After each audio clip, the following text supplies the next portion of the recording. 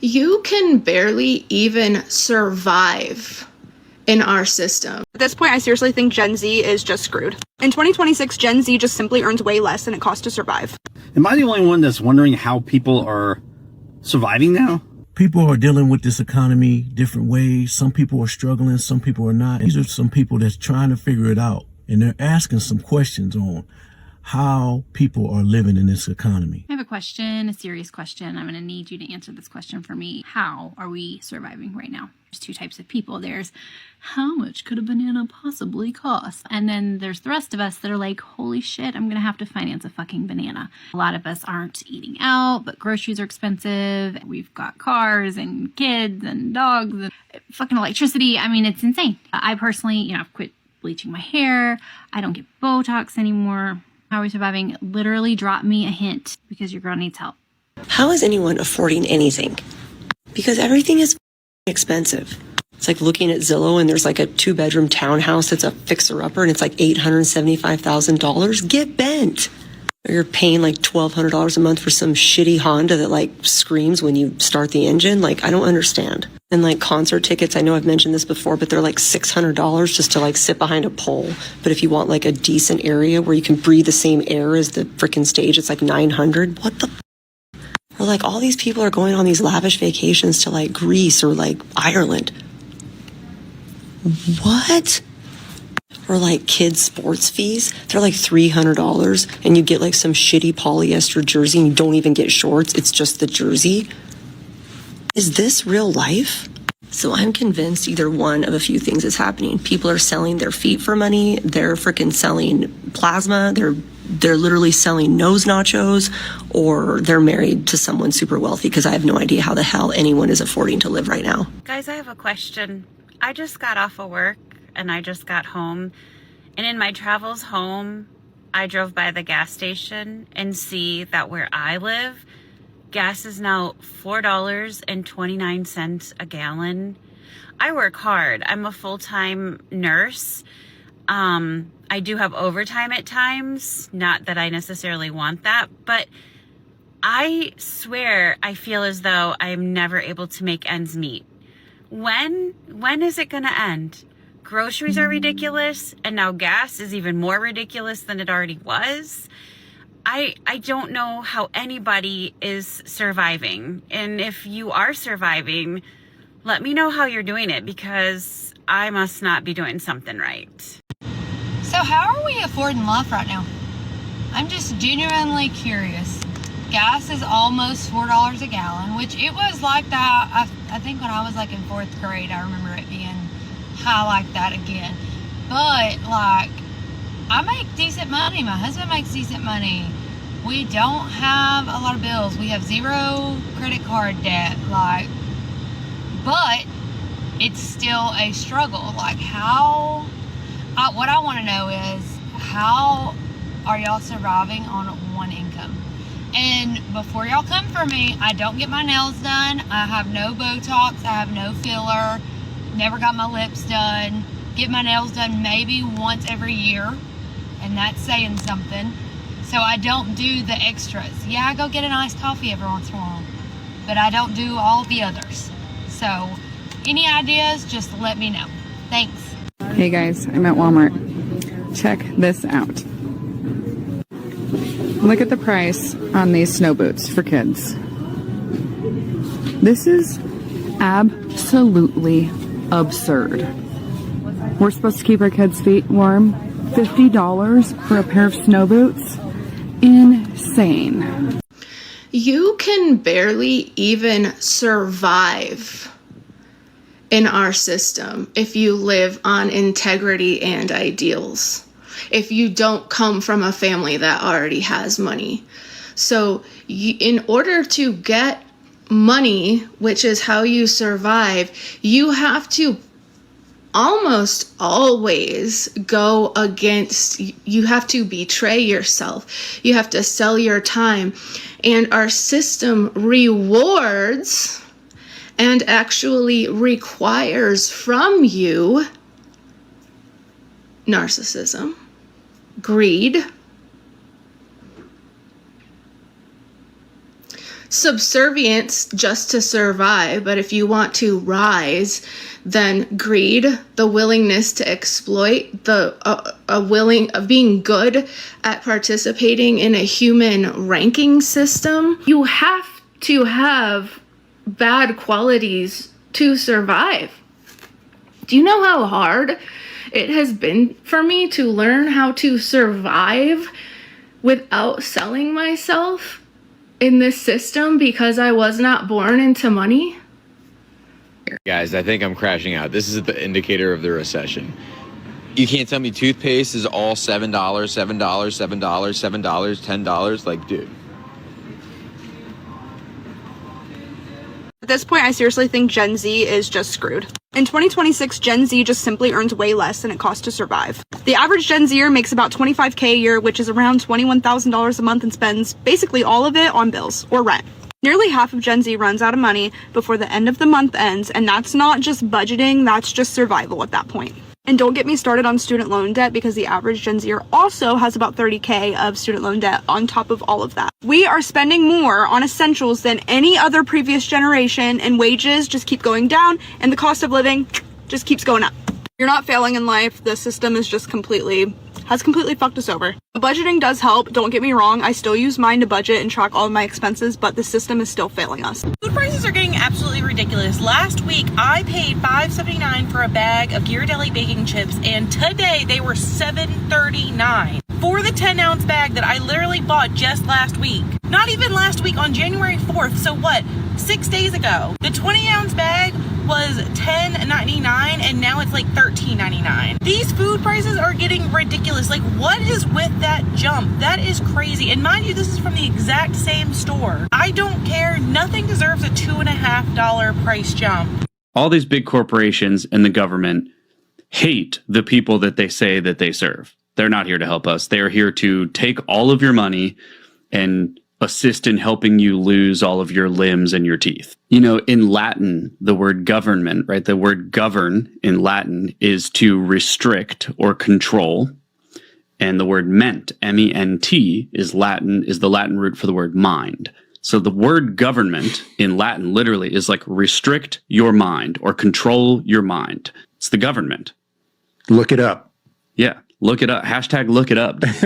How are people affording life right now? How are people tackling this cost of living? We're not. Truth of the matter, most of us are living paycheck to paycheck with credit card debt. I know people who are legitimately putting gas and groceries on credit cards just so that they can get back and forth to work. I believe that this is what most people are now calling the silent depression. $100 has become the new $20, and it's ridiculous. But the best thing about it is that people have shifted their core values. Look at this app alone and all the videos of all the retailers on Black Friday that nobody was there. They just don't care anymore. People are realizing that if it doesn't bring value into my life, then I don't need it. And while I don't get political on this app, you're having people on both sides of the aisles going, yeah, this kind of sucks. Right wing, left wing, it doesn't matter. It's the same bird. And now so many Americans are going, I don't care. I think it's woken a lot of people up to the idea of why are we funding things that we don't care about when all of us right here are struggling. It's changed the people's attitude in the workforce to where a job is just a job. You used to be very loyal to a job, but they've seen that there's no employee loyalty because there's no employer loyalty. People aren't putting up with toxic bosses anymore. You're either going to treat me right or I'm going to leave, because there's tons of companies that are hiring because nobody can find help. People just don't trust the system anymore, and they're starting to focus on what matters the most. Most people are out here making more money than they ever have and realizing that it's not going anywhere. So they're just not spending it. And what has made a lot of people turn their back on the system is that now they somehow either make too much or not enough money to qualify for the government assistance that they've been paying into their entire life. There are people out there who can't afford to buy the groceries, but they make too much money to get the food stamps. A lot of people are out here calling it the depression. I like to call it the awakening. People are just realizing how much they can get done on their own and that they don't need the government to hold their hand. So to go back to your question, how are people making it? Financially, I don't really know. But I'm very grateful that people are starting to look for answers. Am I the only one that's wondering how people are surviving now? I mean, let's just say you drive through a neighborhood, You see a house, that house used to be half as much just a few years ago. Now it's twice as much. That's a big bill. That's a major part of your expenses. You'll see people, they got a house, they'll have 2 new cars or 2 cars that you could tell they're probably making payments on. Let's say you got a couple kids, even worse, you got a couple kids. Maybe they have to be in daycare because you're working. Daycare is insanely expensive now. There's the cost of everything. Cost of electricity is up. The cost of food's way up. The cost of insurance is double what it was just years ago. For everything, your house, your car, both cars. I mean, I'm just wondering, paychecks haven't really gone up at all in the last 5 years since COVID started, but yet everything is just insanely more expensive. Are people really is it all a front? Are people actually broke and they have no actual money? Are they just leveraged with huge amounts of debt and that we just can't tell? It just appears like they're doing well? Or is everybody just rich? Like, what's going on out there? How are people affording a house and 2 new cars and taking care of a kid, 2 kids, 3 kids, and then just everything else? I mean, you got all the other things you got to buy. Doesn't matter if it's soap, it doesn't matter if it's clothes, shoes. I mean, there's just general life. Then there's just doing things. You go to the movies, you go out to eat sometimes. It's just everything. Everything's so expensive now. And I'm just wondering, what the hell is everybody out there doing that they can afford all this stuff? This is a genuine question. I'm not even trying to be funny or anything like that. But genuinely, how are you guys affording life? Because I don't have kids and me and my man don't have kids.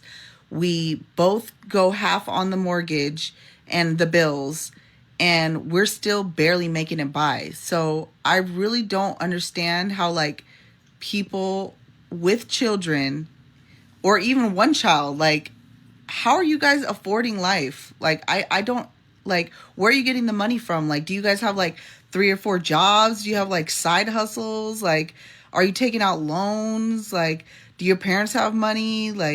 I know everyone can't have a good paying job, because majority of people that I know, we have average jobs. So where are you guys getting this money from?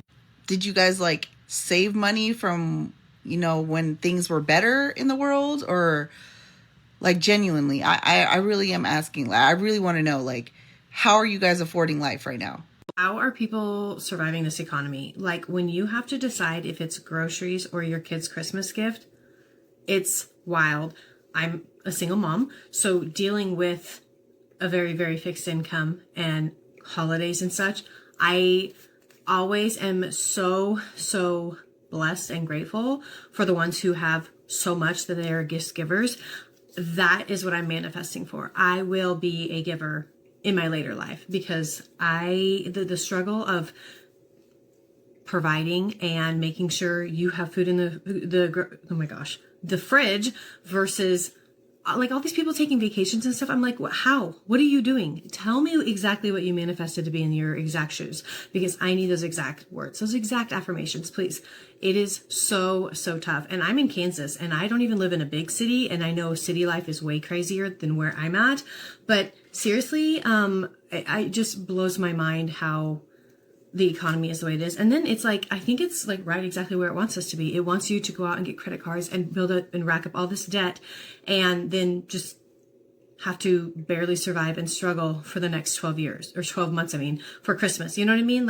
Everyone's oh, you get approved for this, approved for this. I want to know where the Black Friday specials were on food. I was, maybe put some chicken on sale, some beef on sale. I would be there for that, all there. I didn't do a single Black Friday shopping this year, which I normally don't anyways, but come on, throw a dog a bone, please. Because this economy, it's wild. And I'm not even trying to attempt to talk about housing and how people are affording that, because that's a whole nother ballgame, which we deal with it each month. But I rent right now, so it's a little.